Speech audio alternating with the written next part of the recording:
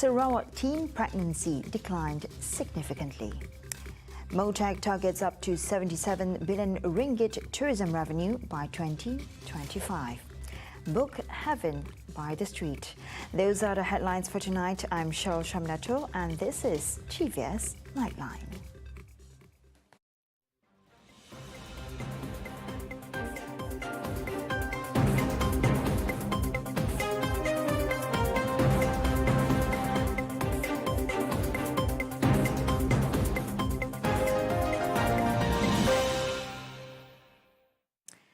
The rate of teenage pregnancy in Sarawak has significantly declined, up to 22.6% in 2021, surpassing the state government's annual target of 10%.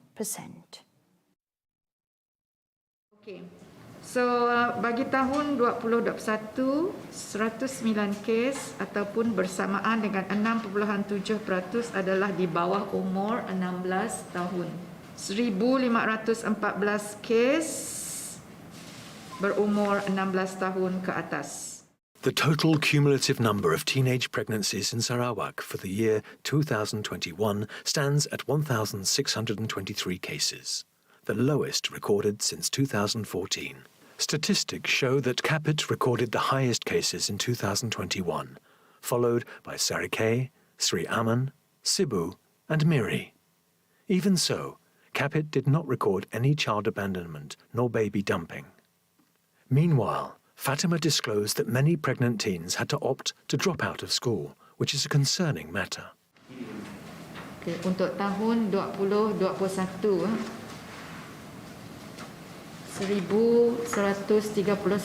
atau 70% berhenti sekolah sebelum hamil.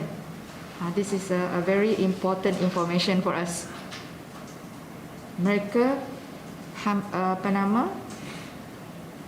sebelum berhenti sekolah sebelum hamil, sudah luar daripada sekolah, sistem persekolahan. Ada berhenti sekolah selepas hamil, iaitu 3%, 49 only. Tidak pernah bersekolah, ini juga maklumat penting bagi kita.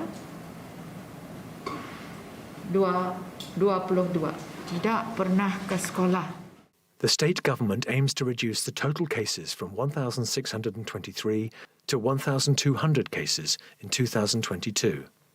And as of March 2022, only 332 cases were reported. Amalkan. But the first 3 months memang nampak baguslah, ya. Kemudian if we look at 2020 dengan 2021, peratus penurunan itu sangat bagus, ya, sangat bagus.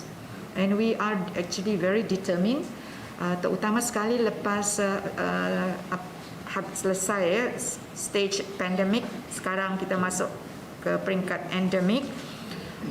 Banyak program secara fizikal dapat kita jalankan, iaitu fizikal maknanya kita dapat turun padang dan bertemu dengan kumpulan sasaran kita, iaitu di peringkat community dan juga di peringkat institusi pendidikan. But we have to get permission first from the Education Ministry, for us to be able to to do intervention programs in schools. Fatima was speaking at a press conference held at Baitul Makmur in Kuching on Monday, April the 11th. On the other hand, Muka Member of Parliament Datuk Hanifah Hajar Taib hopes to enhance the spirit of unity and diversity of the existing community in Muka. Thus, this would not only be focusing on the Melanau heritage, but also including the other ethnic groups in the said division. Kami ingin sinergiskan sebanyak yang boleh dari segi rakyat bersatu padu dalam hidupan harmoni. Kita ingin nak memastikan memperkasakan dari segi kebudayaannya, memperkasakan dari segi dari semua keistimewaan yang unik yang kita ada di Muka tu. Peace and harmony among ethnic groups in Muka are seen to be intact as the locals who are not Melanau can also comprehend the Melanau dialect. This was one of the unique factors which should be appreciated and defended among the community despite the differences.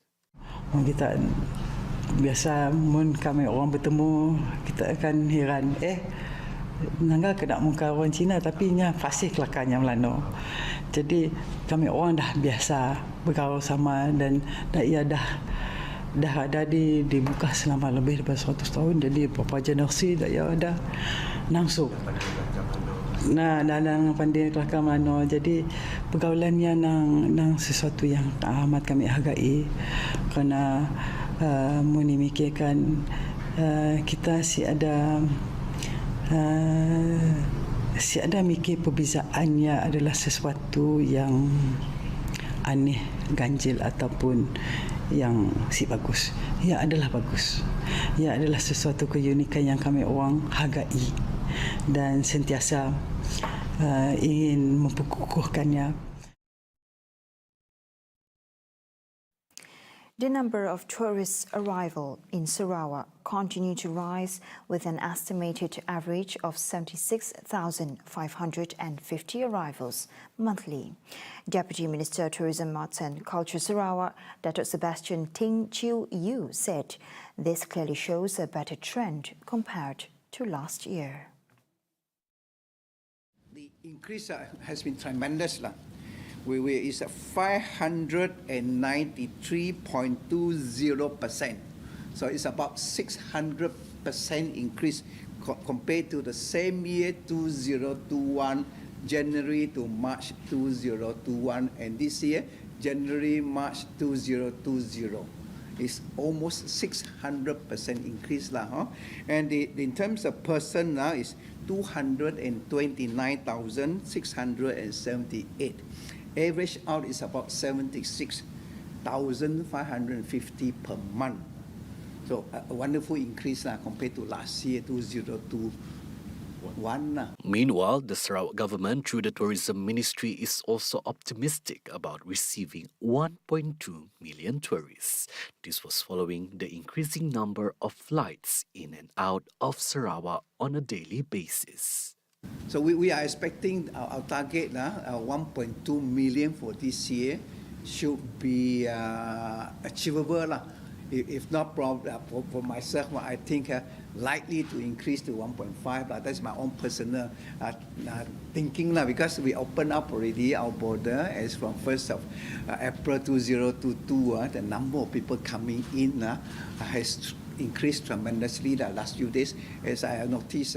Flights coming in from KL, quite full, quite packed, not only to Kuching, also to Miri and to Cebu. In addition, he added that with the reopening of borders will serve as a booster in the industry's recovery. The Tourism, Arts and Culture Ministry, or MOTAC, aims to generate between 47 to 77 billion ringgit in tourism revenue through the arrival of 16 million to 22 million international tourists in 2025. Its Minister, Dr. Sri Nancy Shukri, said although it is just an early projection, the ministry is optimistic the target can be achieved. Kementerian Pelancongan Seni dan Budaya iaitu MOTAC menyasarkan kemasukan kira-kira 2 juta pelancong dan buat dari luar negara ke Malaysia pada tahun ini dengan pendapatan sebanyak 8.6 bilion ringgit. Saya menyebut 2 juta untuk setakat ini.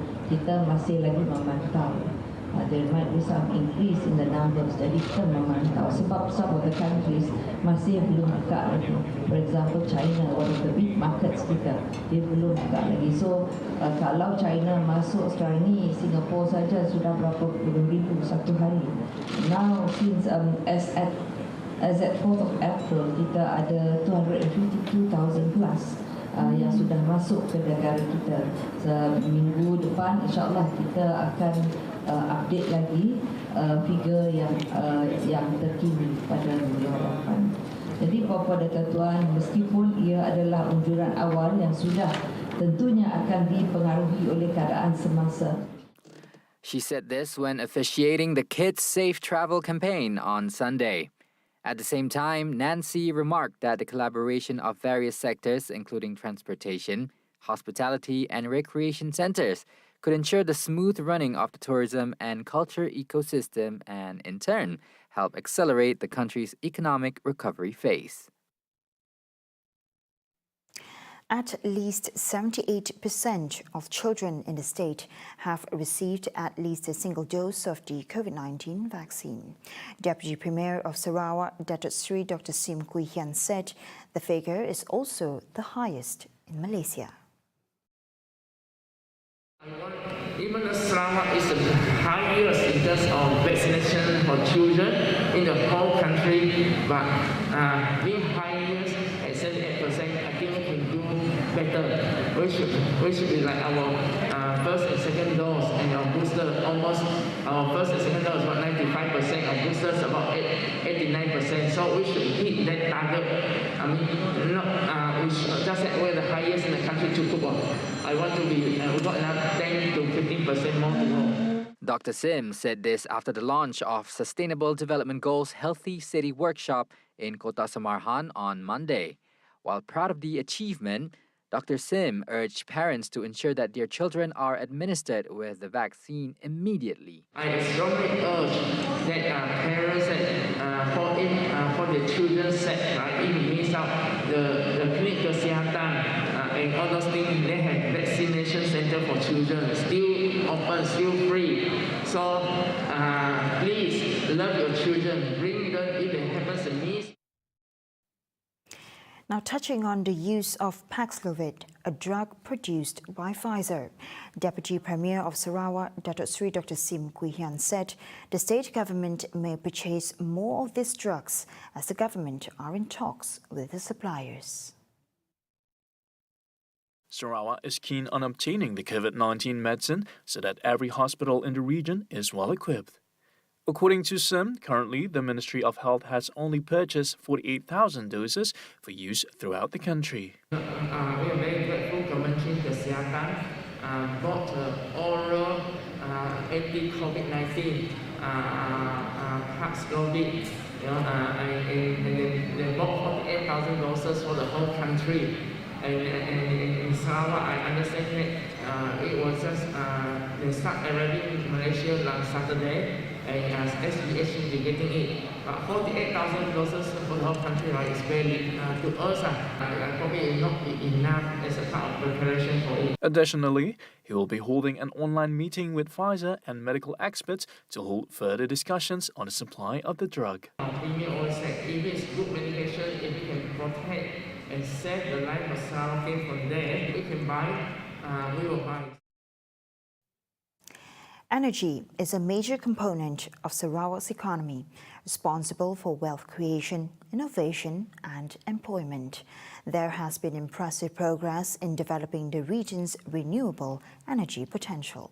Earlier today, the Premier of Sarawak, Datuk Patinggi Tan Sri Abang Johari Tunopeng, received a courtesy call from the Singapore Energy Market Authority, EMA, and the Ministry of Trade and Industry, Singapore. Matters discussed include the future path for shared renewable energy, which has become a critical resource in preparing for the future of global and regional energy market. Singapore delegation led by Singapore Energy Market Authority EMA Chief Executive Ngiam Shi Chun, Director of EMA Lee Seng Wai, Deputy Director of EMA Tan Shin Yi, and the Director of Energy Division MTI Leo Lei Mei. Among those present at the honorary visit were the Minister of Utilities and Telecommunications, Datuk Julaihi Narawi, Deputy Minister of Utilities and Telecommunications, Datuk Dr. Abdul Rahman Junaidi, and Deputy Minister of Energy and Environmental Sustainability, Dr. Hazlan Abang Hipni. The Councillor Economy from the High Commission of the Republic of Singapore in Kuala Lumpur, Lee Dei Tay, was also present. The delegation was also accompanied by Sarawak Energy Chief Executive Officer Datu Sharbini Suhaili, Additionally, Sarawak Energy is part of the consortium with SEMB Corp Industries and SP Group. Both the government and Pakatan Harapan have reached an agreement on 3 points relating to the proposed amendment to the federal constitution, with the first to refine the definitions of the restrictions for elected representatives to switch parties as stated in Article 10. Minister in the Prime Minister's Department of Parliament and Law, Dr. Wan Junaidi Tuanku Jaafar, said the agreement was reached at the meeting chaired by Prime Minister Dr. Sri Ismail Sabri Yaakob this morning. The meeting also agreed to the proposal to repeal Article 48 in bracket 6 of the Federal Constitution, as well as other amendments to the Federal Constitution which were deemed necessary. Article 48 in bracket 6 states that a person who resigns his membership of the House of Representatives or Dewan Rakyat shall, for a period of 5 years beginning with the date on which his resignation takes effect, be disqualified from being a member of the House of Representatives. Yang ketiga, menggubal satu rang undang-undang khusus berkaitan larangan ahli Dewan bertukar parti. Perkara ini akan dikemuka untuk dibincang dan dipertimbangkan dalam jawatankuasa pilihan khas yang dilantik oleh Dewan ini. He said this at the tabling of the Constitution Amendment No. 3 Bill 2022 at the Dewan Rakyat special meeting on Monday. At the same session, Wan Junaidi disclosed 39 members of parliament have jumped parties since the previous general election in 2018. Saya ingin menarik perhatian semua ahli yang berhormat bahawa semenjak pilihan raya umum ke-14, negara berhadapan dengan isu pergolakan politik sehingga berlaku pertukaran penyandang Perdana Menteri 3 kali. Dan bilangan ahli Parlimen Malaysia yang melompat parti telah mencecah sehingga 39 orang. This, he said, had caused political instability and jeopardizing Malaysia's healthy democracy practice. A man succumbed to his injuries after he was electrocuted on a transformer platform at Kampung Sumukoi in Serian. In the 10:25 a.m. incident, Fire and Rescue Department received a distress call of an incident that involves a substation owned by Sarawak Energy. Firefighters from the Serian fire station were faced with challenges due to the live electricity circuit. Sarawak Energy officers were called to cut off the power supply to allow rescue operation. The man was pronounced dead on the scene by the paramedics before being handed over to the police for further action.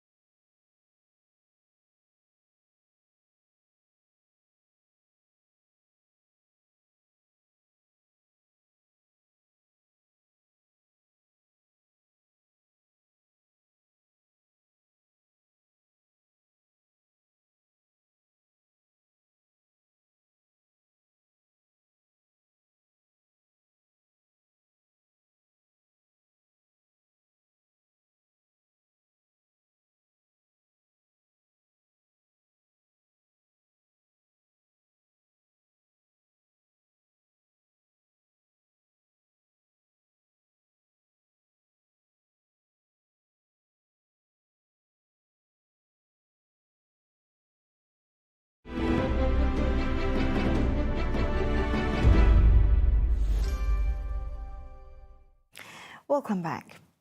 Malaysian Technology Development Corporation (MTDC) and Malaysian Digital Economic Corporation (MDEC) signed a Memorandum of Understanding (MOU) on Monday to strengthen expertise and target cooperation to drive Malaysia's technology growth.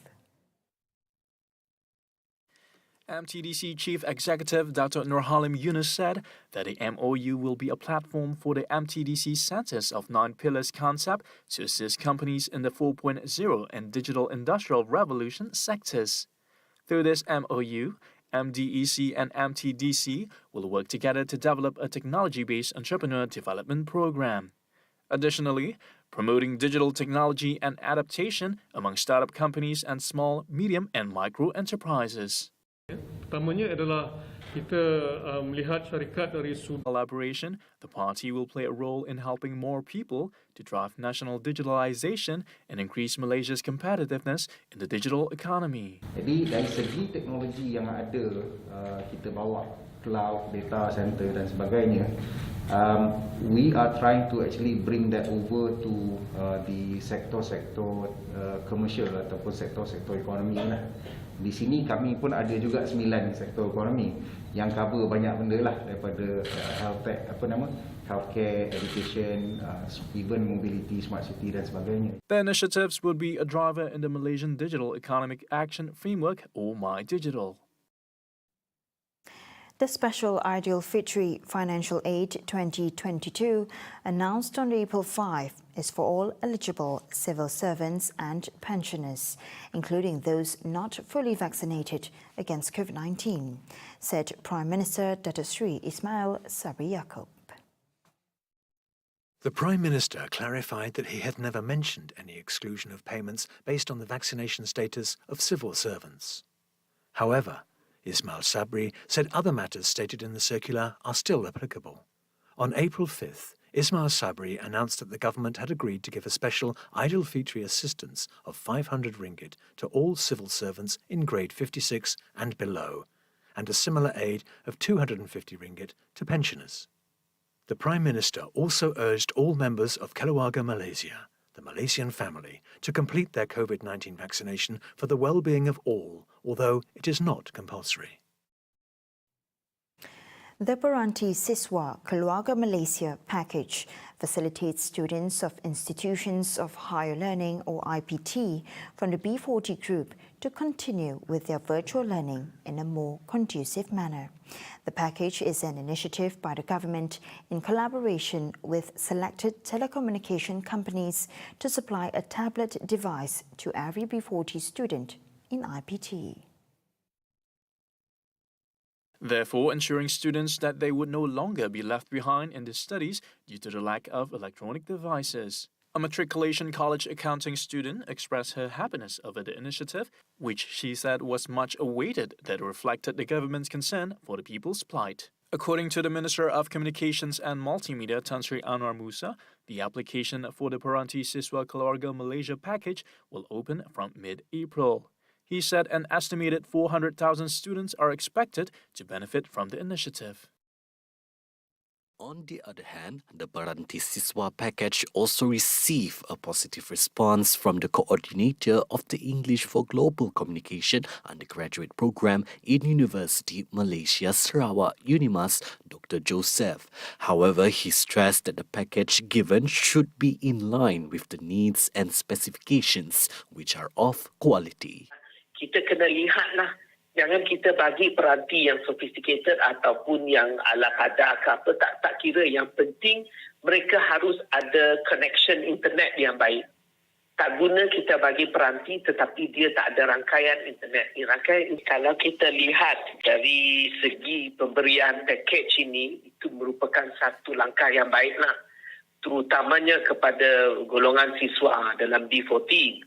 Sebab mereka pun dari segi kemampuan untuk membeli peranti-peranti begini pun merupakan satu masalah lah. Jadi sekarang ini tak adalah alasan tidak ada peranti untuk tidak dapat mengikuti kelas. Spurred by her love of reading, Rafi'ah Wahi has set up a pop-up library near her home to provide free reading materials for the local community. The Book Heaven Street Library is housed in a booth with a glass door along the pavement at Muara Tuang Park, a place where book lovers can borrow, exchange or donate books to be shared with the community.